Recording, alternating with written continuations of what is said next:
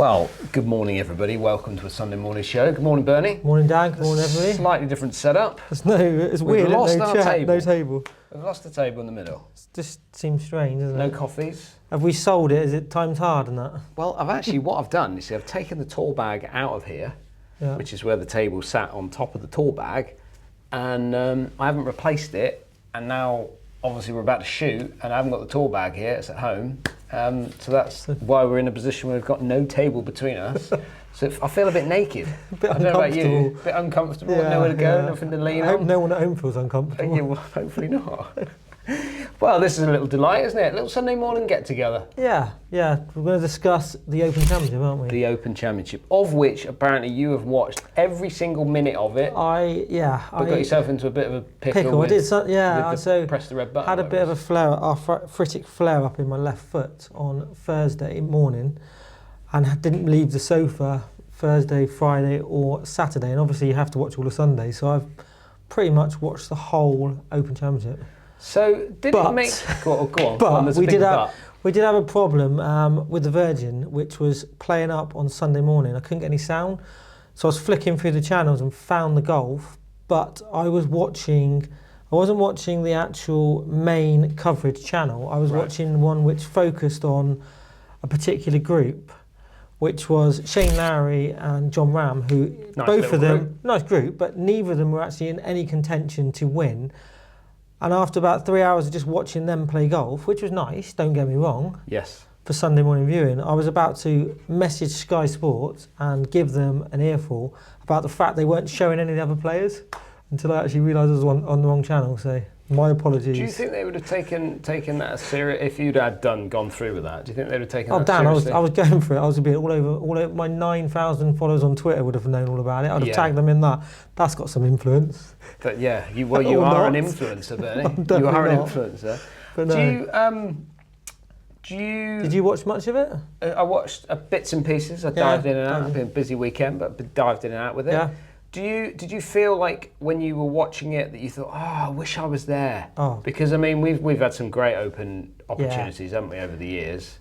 For anybody who's attended the Open in any particular form, whether you're working, whether you've got hospitality, whether you're just a paying customer, it's the best week of the year if you're a golfer. It's a brilliant tournament. It goes on.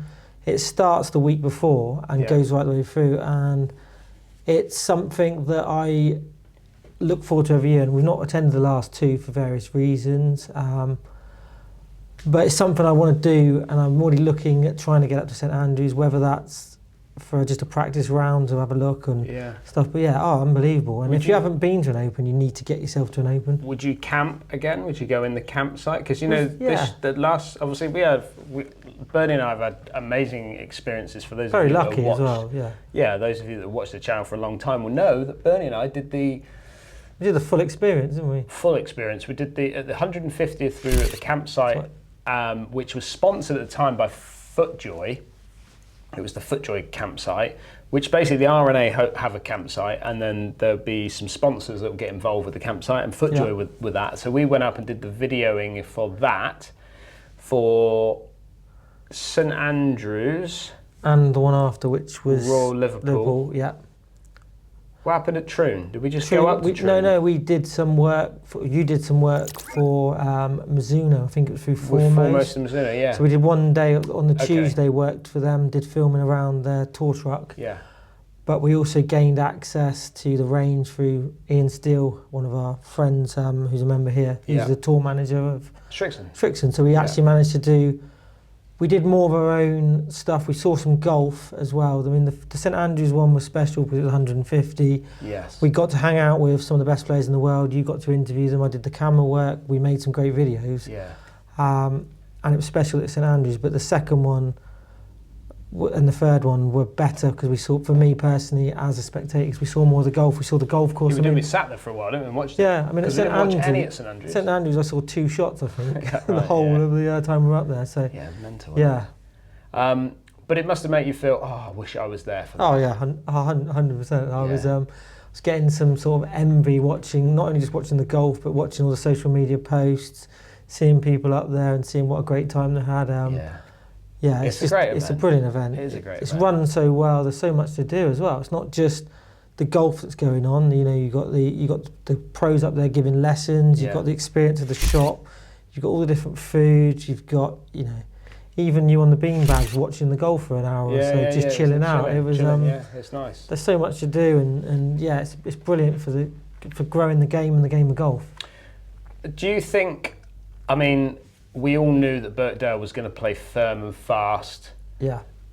Did that allow the bomb and gouges to be successful, or do you think that it kind of just leveled the playing field a little bit? It did in certain respects, because the rough although it was long and thick in places, it was quite dry. Yeah. So you didn't see as many flyers as you'd normally see. It wasn't quite as penile as it would have been if it was lush, if it was thick and green. But you've only got to look at local courses, like the course we play at Churston. The only bit that's green on the old golf course is the actual greens. Yeah. The rest of it's yellow, it's white, it's very firm, bouncy. Yeah. There was, you look at, the big hitters were up there contending, weren't they? Ryan Fox hits it a long way. Cameron Young is a big hitter as well. Bryson had a good couple of days. There was some strategy as well. There was a lot of irons on the final day from players getting in position. The ball was running miles, wasn't it? Yeah, it was. Yeah. It was just a great tournament, wasn't it? It had everything, I think. Well, let's go straight in then. Let's go straight in with Ryan Fox winning the event.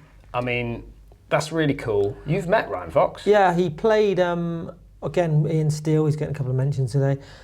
He was a Hendriksen player, so he came down here and played Churston in like a bit of an exhibition match, probably 6-7 years ago. Played with a couple of members.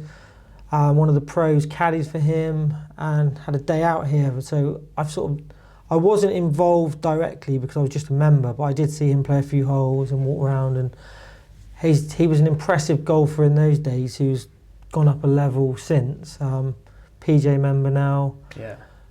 Gone up through the ranks and a worthy Open champion, and he definitely deserved it. He had a couple of bad breaks on the back nine on those two, when he hit those two bunkers, and sort of got bad kicks into the bunkers. But you know, birdie in the last, one of the hardest holes in the championship, when most people were making bogeys and a par was a good score to win, was, you know, unbelievable. What a way to win! The clutch for me, was that. There's they built the new par 3, I think it was 15, is it? Something like that? Yeah, long par 3, wasn't it? Tough and they moved hole. the tee from the weekend. It was a shorter hole during the first 2 days, and then they moved it right back to the championship tees. Oh, did they, off the back? Crease the length, which was interesting. Well, he had to come out backwards, and then got up and down from there, which you could see he fist pumped that. You could tell that was the momentum kept him going. But I just felt for him so much on 17 when he hit an iron off the tee. It was 325 yards to those bunkers. Yeah.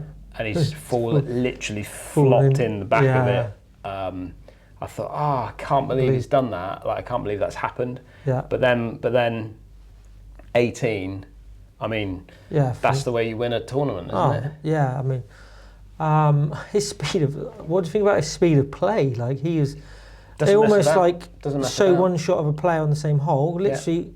By the time they got the camera, he was ready to pull the trigger. Yeah, like, there was no time. It's quite refreshing. Yeah, it's good. I mean, I like how he adjusts to playing in tournaments where they're taking 6 hours, and he's probably taking half the time over each shot as what everyone else is taking. There must be a lot of waiting time for him. Got to be. How he deals with that, I don't know. But I just, I mean, if there was anyone, I mean, to be fair, you know, if you see the cameras panned onto, it was more social media that I saw it rather than the main cameras, but they panned onto Cameron Young on the range, and you could hear the roar go up when he'd hold that par, and then to see him really deflated, to then obviously knowing that he's not won it. But he had a long wait, didn't he, as well, from when he finished his round, 2.5 hours, which. I mean, when he finished up, obviously bogeyed the last for his total, I was like, and I was just thinking, I think you're one short. Like I just thought, make a par on the last, that score on the leaderboard, I think nobody catches him. Yeah. Because it's intimidating seeing that score, whereas that 9 under was just about reachable, and surpassed as it did at the last hole. But I remember listening to, I don't know what it was, that we were doing some filming or interviewing someone, and I remember them saying that when they have to post a really low number in the final round, they were never really in the tournament. Does that make sense? Yeah. So if you have to go and shoot 6, 7, 8 under par in the last round, takes the pressure off a little bit, maybe. Well, yeah, but more the fact that you were coming into the last round. I mean, at the end of the day, he's come into the last round with with 2.5 hours before before Ryan Fox, the last group out, have even teed off. Yeah. So he's got to, Ryan Fox had to shoot level par or a couple under par to make sure he tidied the tournament up. But I look at that scenario and, don't be too, Cam Young, don't be too deflated for the fact that you've not won, because ultimately, in some ways, were you in the tournament? Ultimately, he was, because he posted an amazing score and nearly did it. But he was a wild card, wasn't he? Yeah, and to have to shoot 6 or 7 under in the last day. And I'm not disrespecting his final day play and his score, but the wind. Not only the wind got up, so it was playing considerably harder, but also, like you said, the pressure of Ryan Fox knowing what's going on, knowing what he had to do, and still doing it. Whereas Cam has almost done what he's had to do, but done it before, And don't get me wrong, there would have been a lot of noise around the golf course about his score, and he got a lot of birdies early on and pushing up and jumping up that leaderboard, but. There wasn't, like you said, there wasn't the expectation of him to actually win, was there? He was sort of, let's see how close we can get, how far up the leaderboard, get on the leaderboard. In fact, get in the top 10. Yeah. But yeah, I mean, it was. What do you think as well about? Obviously, it's just a playoff, straight playoff. As soon as they finish, he would have had 2.5 hours to wait around. He hit a few balls on the range, but do you think that's a massive disadvantage to someone who's just literally come straight off the 18th, done his scorecard and back on the team within 10-15 minutes for the playoff? I don't know how else you're going to finish it. No. I don't know how that works. I mean, like I said, I think in reality he wasn't really in the event until he posted that score. But do you think he's going to be sat at home? He'd have got home by now probably. Sat at home thinking he's had a great tournament, or thinking how close he was to actually winning? I think he'll reflect back and think, well, I mean, because Cam, the cameras are on Cam Young for a lot of the tournament. Yeah. So, he was posting some good scores. I can't remember his full roundup of what he shot in the 3 days leading up to 64 in the last round, but he was obviously there or thereabouts. He probably won't reflect back on the final round, because I think he's done amazing, but there'll be something in there that he'll look back on and go, okay, the tournament. I wasn't on it for those 7 holes, yeah. Yeah, there was a back 9 somewhere or a front 9 somewhere where he just didn't kind of have his A game on it. I think that's what he will reflect on. I mean, the fact that he's finished second in the Open. Yeah. I think he finished second in the Open when we interviewed him at St Andrews. Yeah. Didn't he finish second there as well? He won the Players, didn't he, this year? Is that right? Yeah, he's had a great year. Yeah, that would have been the icing on the cake. He was the #1 player for the US in the Ryder Cup. Yeah. At Bethpage, which is where obviously it's his hometown. Playing in front of his home crowd type of thing, and to have that pressure and to do what he's done, absolutely phenomenal. And but as well, I mean, he probably comes across to the audience that watch golf week in, week out as, he doesn't really say a lot. He's not got much of a character on the golf course.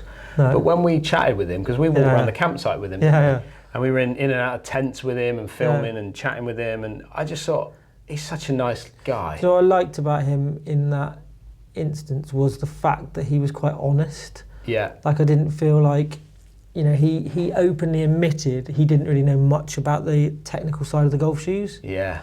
He sort of almost was, he didn't say it in so many words, but if I remember calling it correctly, he was like, don't make me look stupid about going on about what these golf shoes are doing performance-wise. He said, I just like the colour of them, and I like the style and the feel, but he didn't really know, he just came across as someone who wasn't potentially that technical. I don't know whether that goes to his swing, or I don't know enough about him or his equipment, but certainly to do with the shoes when he was being sponsored by FootJoy, and he said, just don't make me look stupid. But again, like you said, a genuinely nice guy from the dealings we had with him. Yeah, great guy, really nice guy. Hits it miles as well, doesn't he? Little paws at the top of the swing as well, doesn't he? Yeah. Little paws. I mean, those are good. I think people can.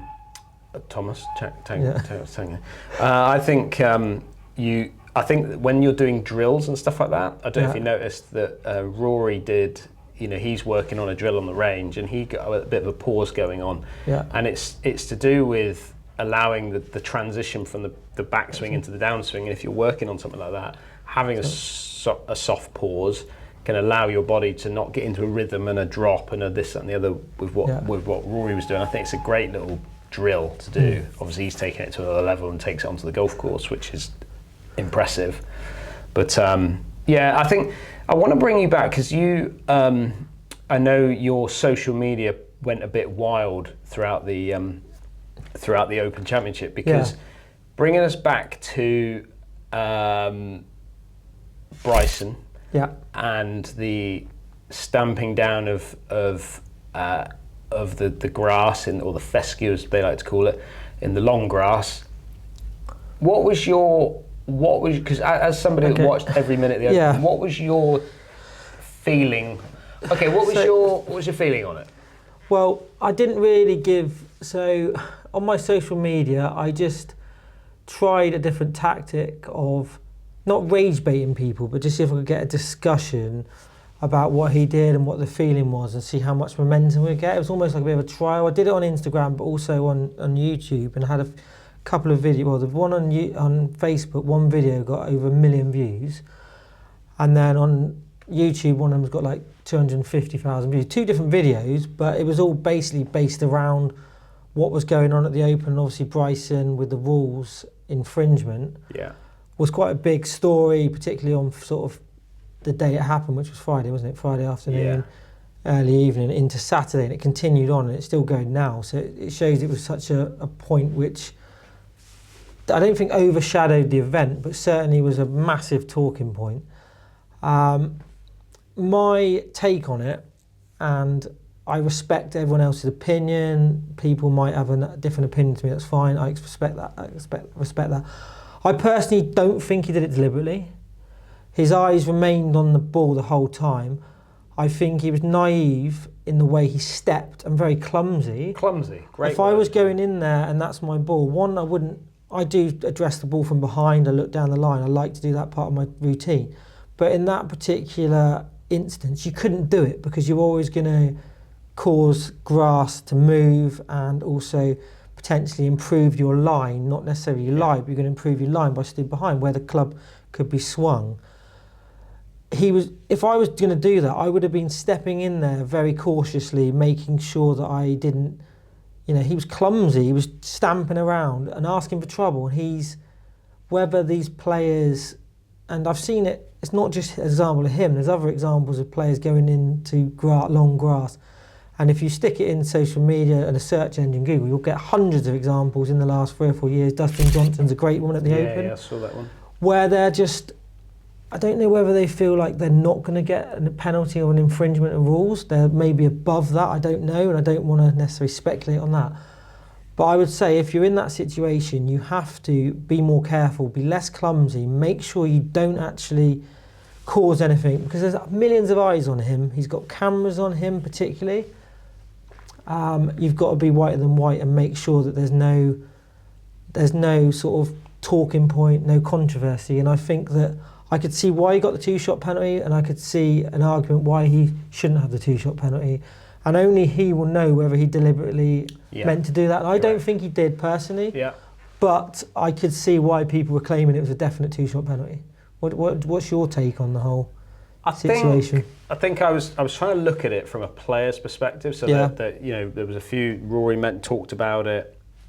You could tell that the Americans on the US team, Ryder Cup team, a lot of the guys were like, they just didn't want to talk about it. They didn't want to bring attention to it. They just wanted to. But deep down, as a competitor, if I'm playing in that tournament against somebody and I watch somebody do that, I'm going to go, hang on a minute. Like that's wrong. That is 100% wrong. You cannot step in like that. You've played this game long enough. You're playing in the biggest event. You know, you're a major winner. You know the rules and what you can and can't do. And you've gone about that in a way in which you have deliberately, probably I would be thinking that if I was a competitor. I think you've deliberately gone in there and you've used your clumsiness to be able to create a situation which has now helped you in that lie. Because he didn't have much of a backswing, whether I couldn't see from the angles, but you could tell that That's massive lump of grass that was behind was, by the time he got to hit the shot, was gone from upright to then very angular. He didn't make the way he could move the club back any worse, did he? No. He definitely didn't make it worse. Correct. He improved it, if nothing else. Yeah. So as a competitor, someone who was playing against him, or if that was in, you know, I would be a bit annoyed. Like, I'd be annoyed about that, and I'd be happy that he's got a 2-shot penalty. I would even be questioning him long term as to, you know, what's the crack here? You know, what are we up against week in, week out with this guy? Not that they are week in, week out because he's at Live, but like, you know, if you're playing major tournaments, what other, if someone's got that in their mind with how they can deal with certain environments and how they can influence them. But there's and what there's the other incident. I mean, there was other things going on as well. Don't get me wrong, but the other thing I found, and it's not his fault because it's the rules and it's part of the rules. But Scotty Scheffler, when he fired that ball, like if we're playing in that event or playing in any other tournament, and we hit that shot he hit on, I think it was 17, into the grandstand or right of the grandstand into all that stuff. Then we're reloading, we're playing under penalty and re-hitting the shot, whereas he's allowed to then, didn't even find his golf ball, he's allowed to then drop it in the drop zone, hit it on the green and hold a putt to make birdie. I mean, we're making, if that grandstand's not there, he's making 6 at best, probably a 7, maybe even an 8. And to me, that's not, I know it's not his fault, that's the rule, but they've really used the rule there and bent the rule, and it's not. I know it's not cheating because it's part of the game. It's what's in place, but that needs to be looked at as well. Like, how can he? Then he found his ball to start with. Yeah, I don't. I know what you're talking about. I know the shot that he played, and I know that because he asked them to not look for the ball. Yeah. So I didn't get the full ins and outs of why he asked them to not look for it, but. That's tournament to tournament. I mean, if you and me turned up there today and then played in that, we're not getting the same relief, you know. So it's tournament to tournament. Everyone's in the same boat in that environment. Okay. The other one that jumped out, I don't even know if you spotted this, but you know Lucas Herbert. Yeah. So his caddy pulled out his rangefinder. Oh yeah, no, I did. Yeah, I also posted about that. Did you? There was no. Apparently, there was no. I mean, there would have been checked. There was no battery. Yeah, they have to take the batteries out of the range. He was using it purely to use it as like almost a magnifier or binoculars to see the ball. Yes. But why would you just not carry a small pair of binoculars if that's what you're? Yeah, I don't know if he was whether he was looking to see whether they'd gone, because I'm not sure if they'd teed off, but he was. It was a strange one, wasn't it? Yeah. It is a strange one, but then on the so let's say, I mean, they don't help themselves, some of these people. Well, they don't, because if you think about it, like, are you not? So if I've got a rangefinder in your bag that hasn't got a battery in it, and you hit a shot and you're like, oh, is that in trouble? And then you magnify in to see if you can see the ball or not see the ball. If I've not got a rangefinder and I can't magnify in to see if my ball's okay or not, like, is that an advantage? Like, do you know what I mean? Like, what are we picking up on? It's a completely different debate, but I'm still not sure why you're not allowed to use them in pro events. In certain pro events, because you can use them in your. The guys are going to find. You can use them in your regional events. Yeah. The guys are going to get their yardage. Could you use it in regional qualifying? Yeah, final qualifying, regional. But you can't use it in the actual tournament. No, but then you can't wear shorts in the actual tournament. No, that's true. So there's loads of little quirky little there's quite a lot of stuff you could be you could infringe, couldn't you? Not actually know. I remember I know we're going completely off the track, which we always do. Which whenever we have a conversation, it just ends in it starts in one thing and ends up in another. But like another world. I remember playing in a pro event and going for a wee in the bush and being told that that's a £50 fine. which they didn't go through. You weren't allowed to actually, you had to go and use an actual toilet. And I was like, I'm so desperate for the toilet. Oh, what, in a PJ event? In a PJ event, yeah. Oh, right. I never had that before. They just, I got a warning, and I was like, all right, didn't know that rule. No, I didn't know that rule. So yeah. I've never been fined. No. But...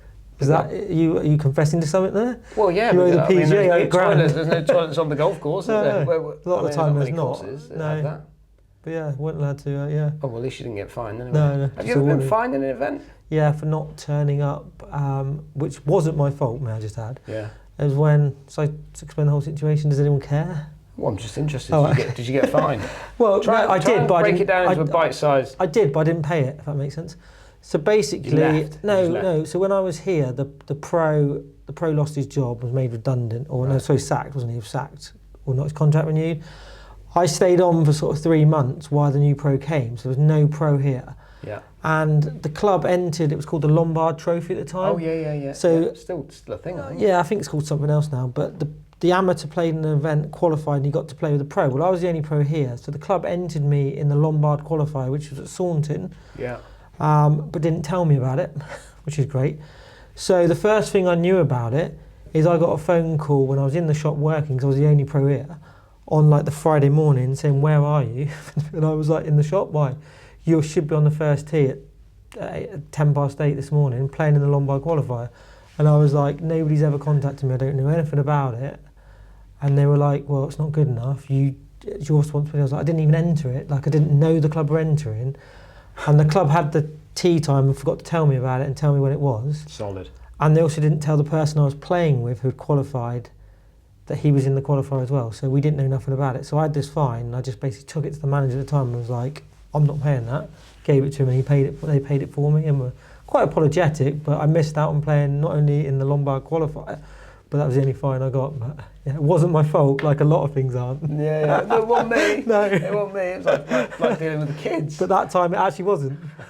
Yourself, you've been fined? No, I don't think so. You're pretty established. Pretty clean cut. Yeah. Pretty clean cut. You're sort of a Pringle wearing brigade, aren't you? Yeah. Pringle sweater wearing brigade. Yeah. If they were still making them, I'd probably be wearing it. You know.